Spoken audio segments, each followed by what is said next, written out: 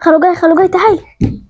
بصوا بقى، بما انكم هتقعدوا معايا يبقى لازم كلنا نشترك في كل حاجه. كل حاجه زي ايه يا خال؟ يعني نظافه البيت، طلبات البيت، عمايل الاكل، كل حاجه. ايوه يا خال، بس احنا لسه صغيرين. ما انا عارف، عشان كده لازم تتعلموا كل حاجه عشان تكبروا فاهمين. ايوه يا خال لسه صغيره. لا انت حلوه كده، انت كده كبيره. كبيره يا خال، ضروري خالص. هتشتغل يعني هتشتغل. امين لله. لازم نقسم الشغل علينا كلنا. وده نعملها ازاي بقى؟ يعني ممكن فاطمه تنظف الحمامات. لا يا خال، شوف لي حاجه تانية. مفيش حاجه تانية، روحي على الحمام تنضفي الحوض كويس بالبريل والصابون، وبعد كده تمسحي الارض كويس، وما تنسيش تنشفيها كويس.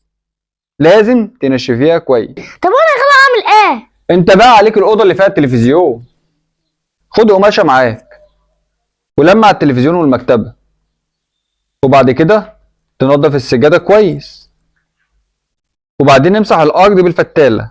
طب وانا بقى اعمل ايه؟ انت بقى عايزين نشوف لك حاجه تمشي معاكي. انت هتعملي السلم تنضفيه كويس، وبعدين بالفتاله امسحيه، بس تلمعيه كويس. طب انت بقى يا خال هتعمل ايه؟ لا انا مش هعمل حاجه، انا هشرف عليكم بس. يعني روح امك. روح امي.